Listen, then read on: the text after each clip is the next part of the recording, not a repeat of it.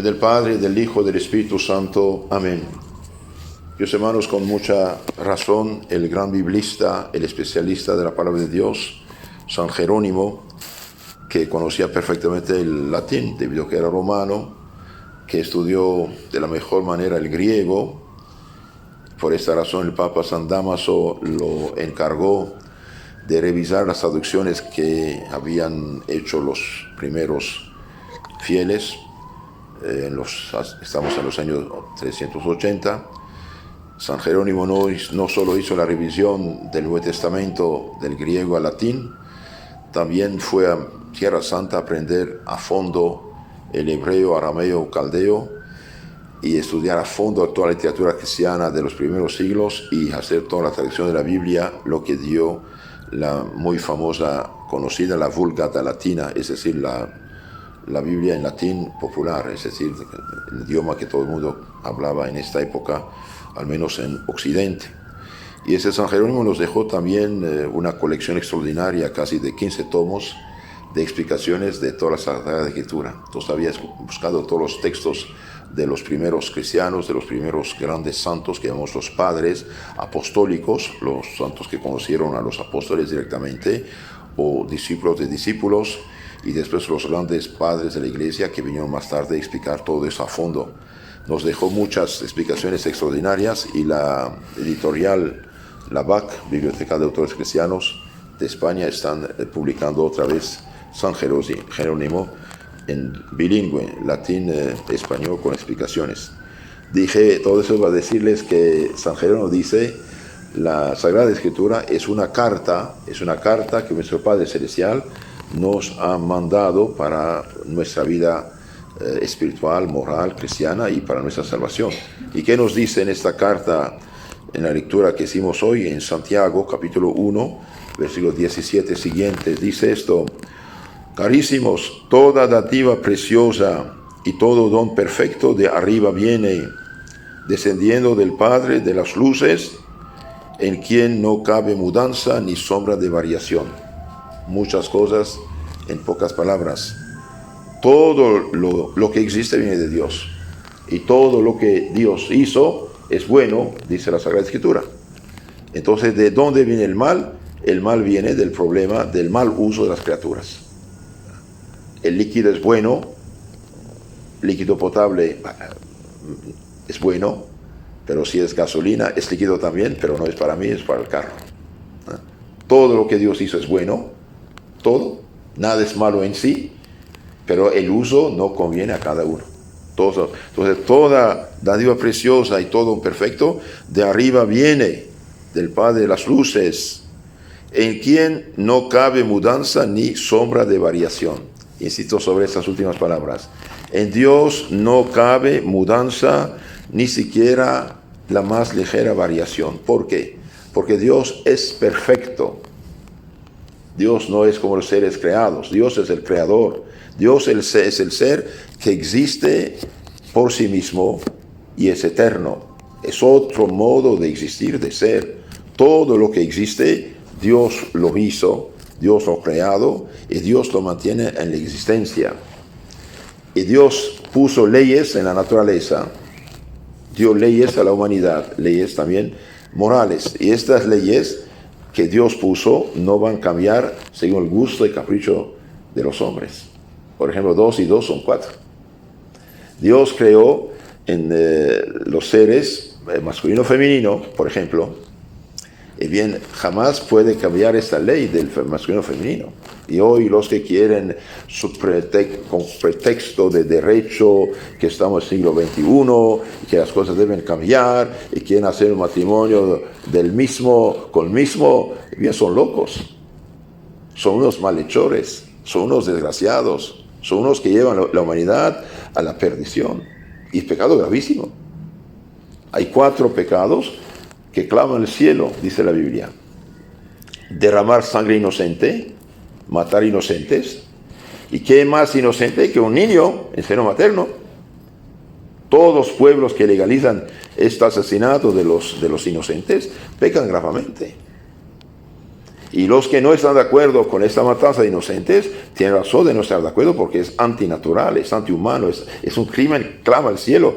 Tenemos que reparar y hacer todo nuestro posible para que esto se deje de existir y decir a la gente la verdad de las cosas. Otro pecado que clama al cielo, se conocen, hombre con hombre, no cambia. En la Biblia, capítulo 18, 19 del Génesis, dice el clamor de los pecados de Sodoma y Gomorra iba a mí, voy a ver qué está pasando. O manera de hablar, ¿no? Claro, Dios sabe lo que está pasando. ¿Y qué pasó? Pecaban de una manera sin vergüenza. Y hoy quieren instituir esto. ¿Y por qué este pecado es tan grande? Porque va contra el fin de la humanidad, contra el fin de la existencia humana.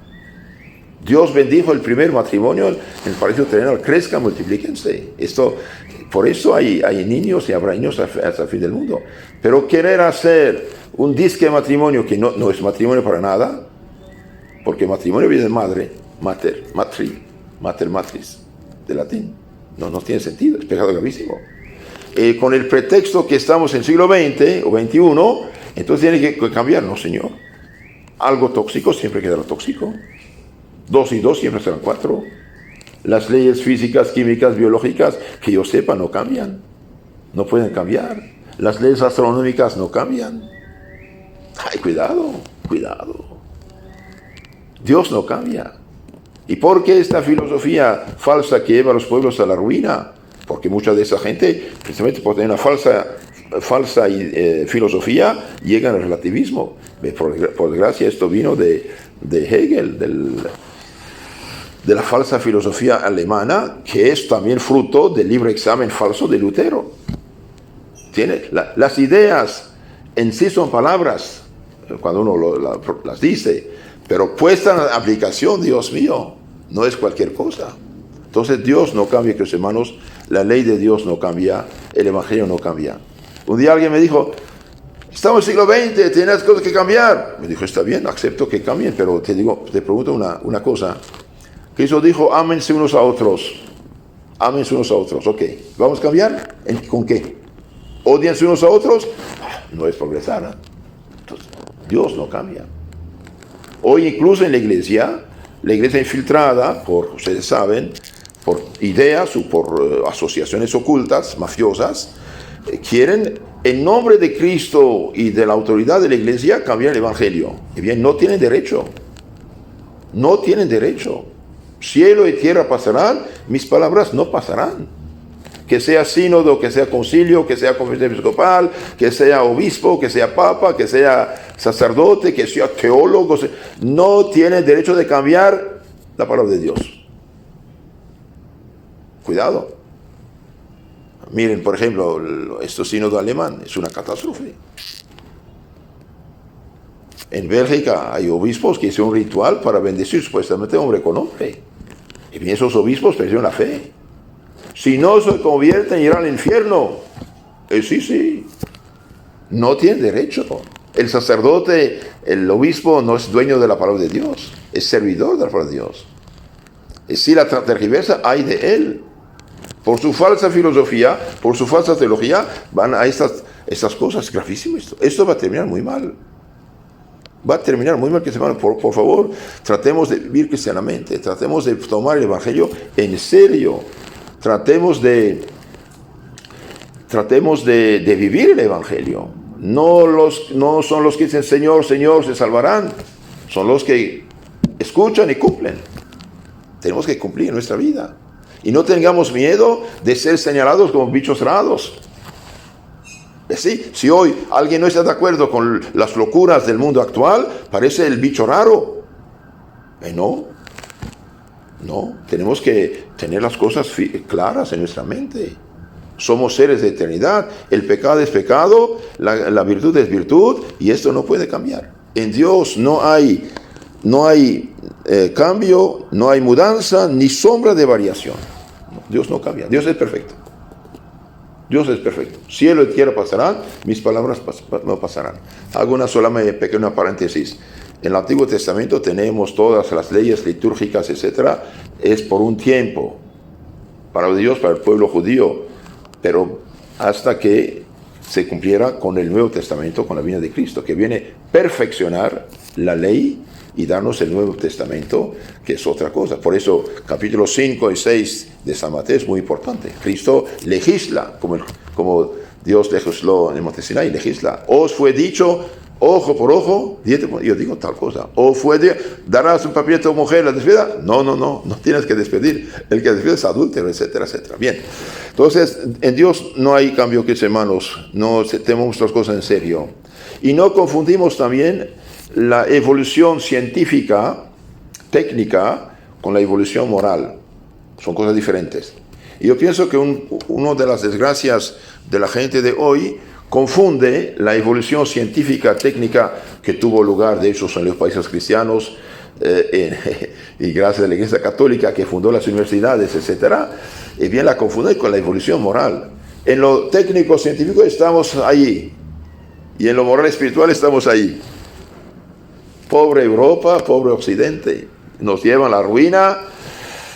Que Dios tenga piedad, de veras tenga piedad. Seamos los 10 justos de Sodoma y Gomorra. Les confieso que yo no excluyo, rezo para que no venga, claro. Pido a Dios misericordia. De hecho, añado en la misa oraciones especiales por los dirigentes de la Iglesia del Estado. Hay oración especial en misal por esto.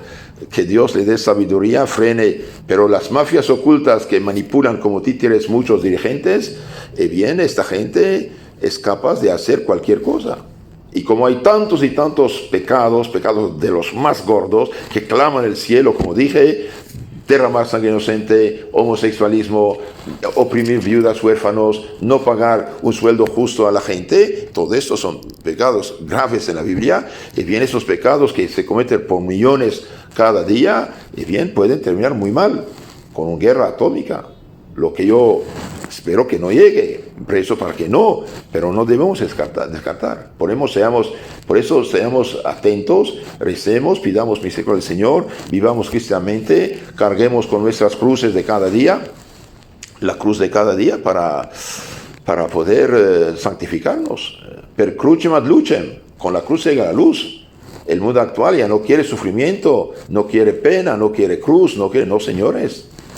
El paraíso terrenal se acabó hace largo tiempo. Estamos en un mundo de pena, de sufrimiento, y como les dije ayer, el sufrimiento, la pena es santificadora. Un enfermo que ofrece sus penas, dolores, participa con la cruz de Cristo. San Pablo dice, yo hago en mi cuerpo lo que falta la pasión de Cristo.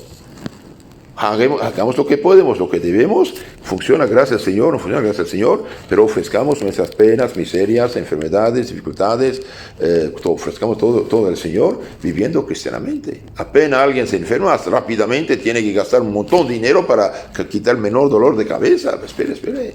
Claro, haga lo que puedas, pero tampoco seamos realistas. Entonces, en resumen, dije, Dios no cambia, no hay mudanza ni sombra de variación en Él. Los que quieren cambiar el Evangelio, dije el Evangelio, ¿por qué? Porque estamos en el Nuevo Testamento. Después de Cristo ya no hay nada, todo fue revelado. Como dice en el capítulo 16 de San Juan, mandó el Espíritu de la verdad, el Espíritu Santo, que iluminó a los apóstoles y nos dieron todo el mensaje que teníamos que saber.